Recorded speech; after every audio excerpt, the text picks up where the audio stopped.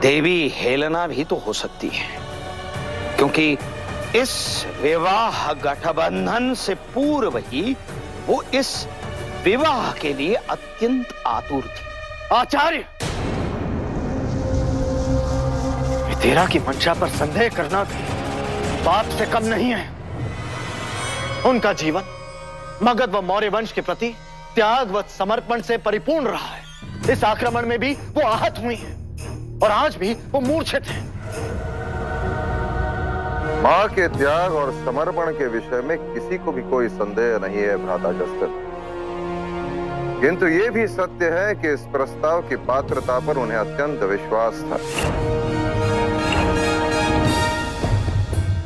संभव है कि किसी ने उन्हें प्रभावित किया। फिर भी सम्राट, हम इस परिवार के सदस्य हैं। नाना जी ने स्वयं राजा जी राज को रोकने का प्रयत्न किया। उनका घाव इस बात का प्रमाण है। और मैं स्वयं सबके पीछे था उस सुरंग से बाहर निकलने में। मैं तो आपके साथ उस भवन में भी था जब राजकुमार ध्रुपद को उस उज्जैनी सैनिक ने पकड़ा हुआ था। आचार्य, यदि हम में से कोई भी इस षड्यंत्र का हिस्सा होता तो वहां से कब का भाग चुका होता, लेकिन हम में से किसी ने भी ऐसा कुछ नहीं किया। जब तक राजा जिराज पकड़े नहीं जाते या और कोई साक्ष्य नहीं देता, यह कहना असंभव है कि इस षड्यंत्र के पीछे कौन कौन सम्मिलित था।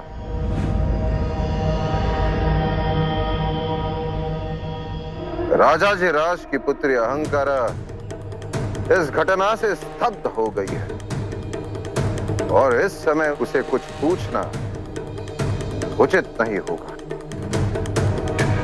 मुझे सत्य तक पहुंचना है।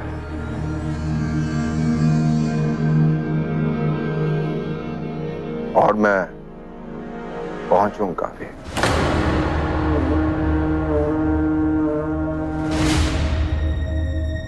इसलिए मैं निवेदन नहीं, आदेश दे रहा हूं कि जब तक सत्य सामने नहीं आता, यहां उपस्थित सभी सभासद पाटलिपुत्र से बाहर नहीं जाएंगे।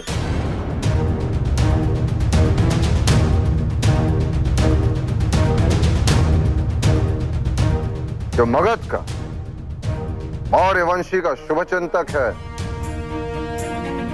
वो इस बात से कभी उद्विग्न नहीं होगा। मैं जो भी कर रहा हूं, मगध के सुरक्षा हेतु ही कर रहा हूं। मेरी दृष्टि सब पर है।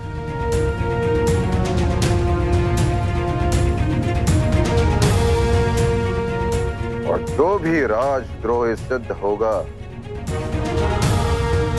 उसे इतना कड़ा दंड दिया जाएगा जो मगध के इतिहास में ना कभी था और ना कभी होगा।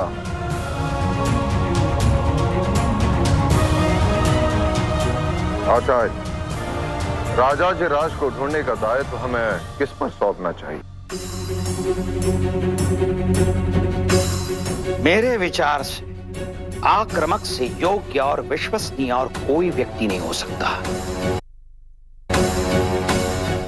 आक्रामक मुझसे अधिक योग्य कैसे हो गया? यहाँ केवल योग्यता की नहीं, निष्ठा की भी बात हो रही है मीर। और जिस प्रकार कल आक्रामक ने हमें सुरक्षा प्रदान की है, उसके पश्चात उस पर संदेह नहीं किया जा सकता। अहमाद जी सम्राट। आक्रामक को सूचित करें, हमें राजा जी राज चाहिए। इस कार्य के लिए उसे निरंकुश अधिकार प्रदान किए जाते हैं। जी सम्राट।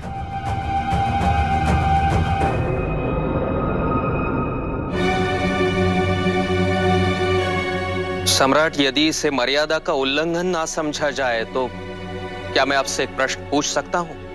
अवश्य। यहां उपस्थित हर व्यक्ति पर संदेह है, तो फिर आचार्य चाणक्य पर संदेह क्यों नहीं?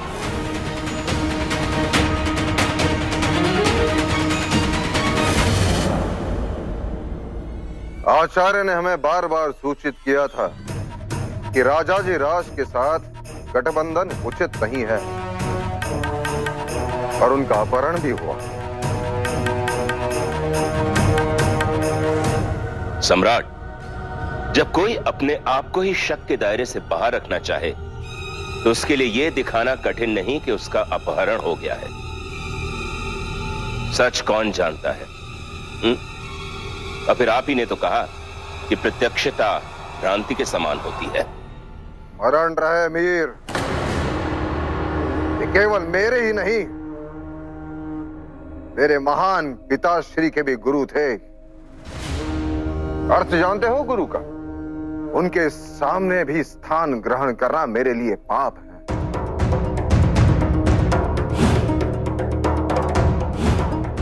यह उनकी उदारता है कि उन्होंने अपने समक्ष बैठने का मुझे आदेश दिया है और तुम इनके सामने अपना सर उठाने का दुस्साहस कर रहे हो।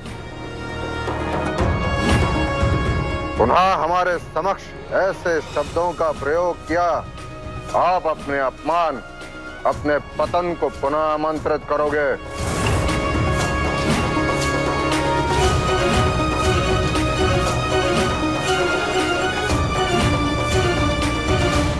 मगध का यदि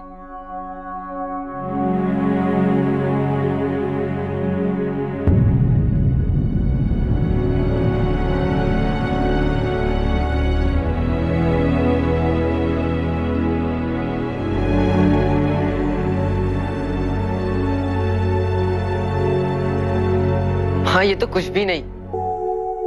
मैंने तो इससे कई बड़ी चोटें खाई हैं। आपको भय नहीं लगता? भय पर विजय पाना ही तो वीरता होती है। आप इतने बड़े कब हो गए? मैं तो पहचान ही नहीं पा रही हूँ। क्या आप मेरे वही लाल हैं जो कुछ समय पहले मेरे गोद में सोया करते थे?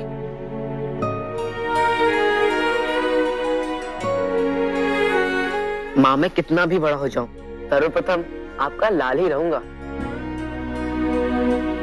बहुत कम माएं ऐसी होती है जिसकी संतान की अच्छाई को संसार स्वीकार करती है।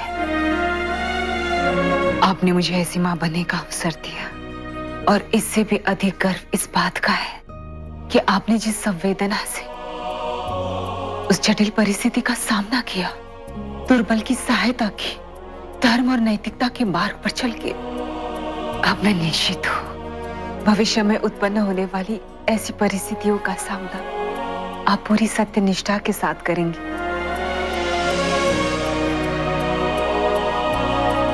माँ, आप नहीं जानती कि आपने मेरे मन का कितना बड़ा बोझ हल्का कर दिया। जब से मैं उस प्रतियोगिता में पराजित हुआ हूं, मैं केवल आपको यही विश्वास दिलाना चाहता था कि मैंने आपकी रक्षा करने का जो प्रण लिया था, मैं उसे पूरा करने योग्य हूं।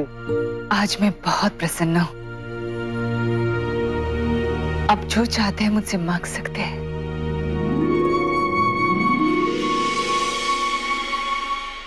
जो भी?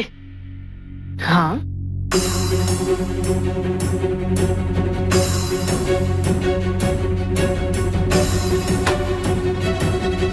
ठीक है, तो समय आने पर मांग लूंगा। प्रतीक्षा करने का समय नहीं है हमारे पास। आक्रामक ही नहीं, चाणक्य के दूत भी ढूंढ रहे होंगे उस राजाधिराज को, और वो तो उस तक पहुंच ही जाएंगे। एक बार राजाधिराज उनके हाथ लग गया तो वो सब कुछ उगल देगा। खासकर जो आपने उसके साथ किया उसके बाद तो राजाधिराज हमें बचाने के लिए अपने प्राण तो खतरे में डालेगा नहीं। और उस बिंदुसार ने भी कह दिया है कि उसकी नजर हम सब पर है। ऐसे में हमारी एक भूल सब कुछ धूल में मिला देगी। आप मेरी बात सुन भी रहे हैं या नहीं? नहीं नाना जी, आपको कोई तो अनुमान होगा, कुछ तो, कि वो राजाधिराज कहां छुपा बैठा है। मैंने उससे कहा था कि जिस प्राचीन मंदिर में हेलेना जाती है हम सब वहीं मिलेंगे। मेरा पता नहीं वो वहां नहीं जाएगा।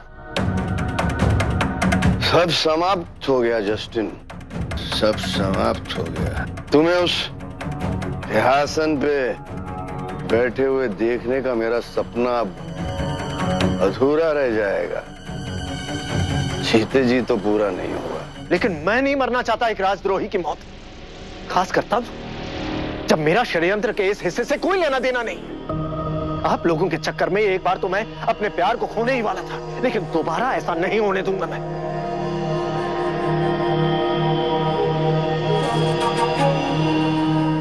बेवकूफ है तू।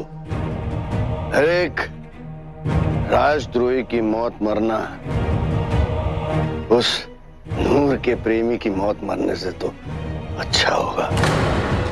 बिंदुसार हर किसी पे शक कर रहा है, सब पर नजरें होंगी उसकी। ऐसे में तुम कुछ बेवकूफी मत कर लेना। माना कि जस्टिन की शादी नहीं हुई, इसका मतलब यह नहीं कि तुम और वो जो लुका छिपी का खेल खेल रहे हो वो खेलते रहो। बेहतर होगा कि आप हमारी और जस्टिन की फिक्र छोड़कर उस लुका छुपी की फिक्र करें जो इस वक्त धर्मा आपके साथ खेल रही है। जिस सुरंग से हम लोग बाहर निकले थे, मैंने उसमें धर्मा को निकलते हुए नहीं देखा। हो सकता है कि महल में जो दासियां जल के मर गई थीं, धर्मा उनमें से ही एक हो तो ये भी सकता है कि इस वक्त धर्मा बिंदुसार के साथ हो और वो उसे आपका सच बता रही है।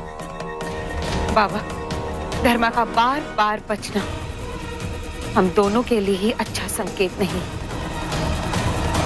मुश्किलें हर तरफ से टूट रही हैं।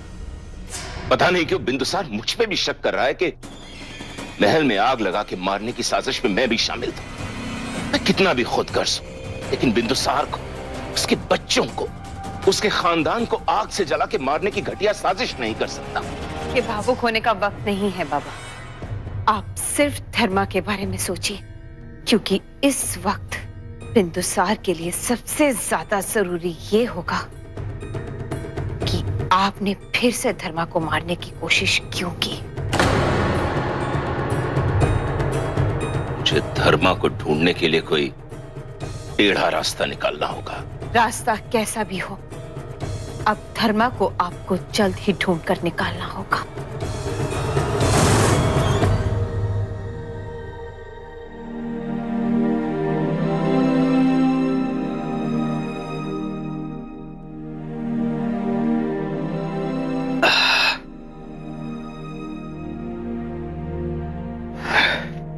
मैं जानती हूँ इस समय आपकी चिंताएं और भी है, ये समय उचित नहीं है, किंतु आपको बताना अनिवार्य है। आपकी अनुपस्थिति में सम्राट और मीर ने मुझे देख लिया है। मीर ने मुझे पुनः पकड़ने का और मारने का प्रयास भी किया, और अशोक उस दिन आपको सम्राट के पास इसलिए लेके जा रहा था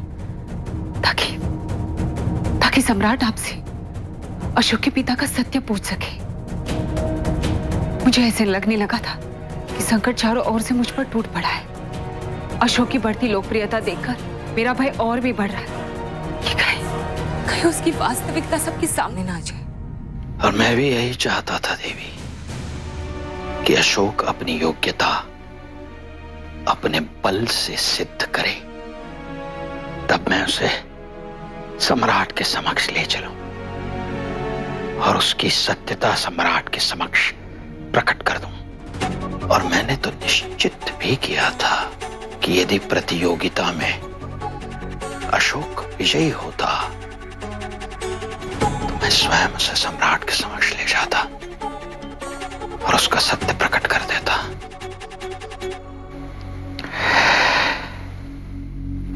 किंतु प्रतियोगिता पूर्ण होने के पश्चात सम्राट को यह भ्रम हो गया कि सुशीम ही विजेता है, सुशीम ही सर्वश्रेष्ठ है। किंतु जब आज अशोक ने अपनी वीरता का प्रदर्शन करके सबकी सुरक्षा करके अपनी सर्वश्रेष्ठता सिद्ध कर दी, जो सम्राट को भी स्वीकार्य है। परिस्थितियां भी ऐसी हैं कि उस सत्य को उजागर नहीं कर सकते। बहुत ही प्रतिकूल परिस्थितियां हैं देवी, इसलिए हमें और प्रतीक्षा करनी होगी।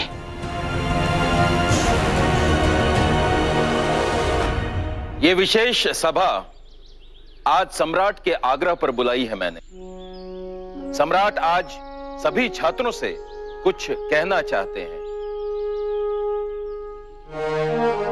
सर्वप्रथम मैं सभी छात्रों को यह आश्वस्त करना चाहता हूं कि अब वह सुरक्षित हैं।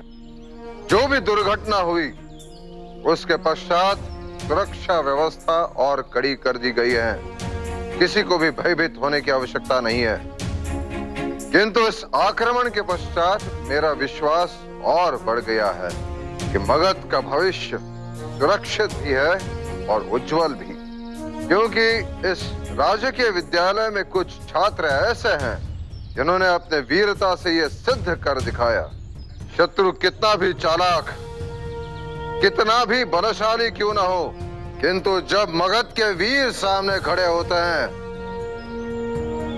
मगध को कोई छू भी नहीं सकता। मुझे सियामक और सुशील दोनों पर गर्व है। अपने परिवार के लिए रक्षा तो सभी करते हैं, किंतु अपने प्राणों को संकट में डालकर अपने मित्रों की रक्षा करने वाले दो छात्र वसुनंदन और सुबाहु, तुम दोनों का योगदान प्रशंसनीय है।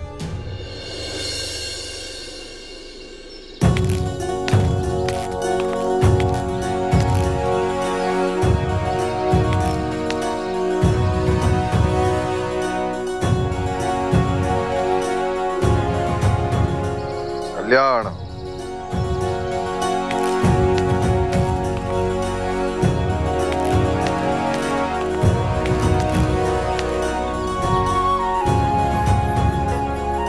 कल्याण। अंतिम और सबसे महत्वपूर्ण बालक, ये न होता तो आज कुछ न होता। इसने अपनी बुद्धिमत्ता, सत्यनिष्ठा, साहस और दूरदृष्टि से केवल राज परिवार ही नहीं, मगध की भी रक्षा की है। इसने यह सिद्ध कर दिखाया है कि महानता पर किसी का भी जन्मसिद्ध अधिकार नहीं है। यह वही बालक है जिसने मुझे विश्वास दिलाया कि मगध का यदि कोई महायोद्धा बनने के योग्य है, वो है अशोक।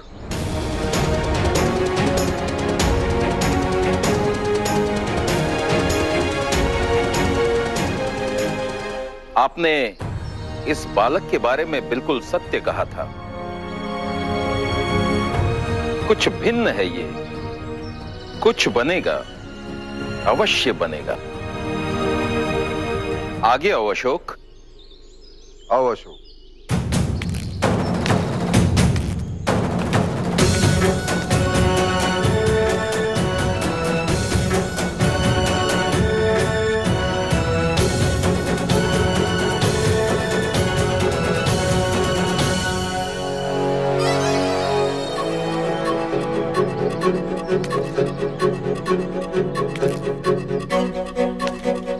तुम्हारा कल्याण।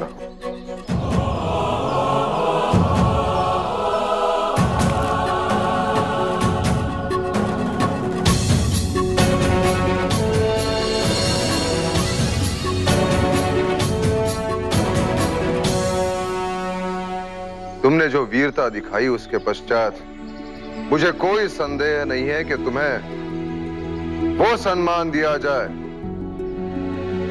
जो मगध के महायोद्धा को मिलना चाहिए।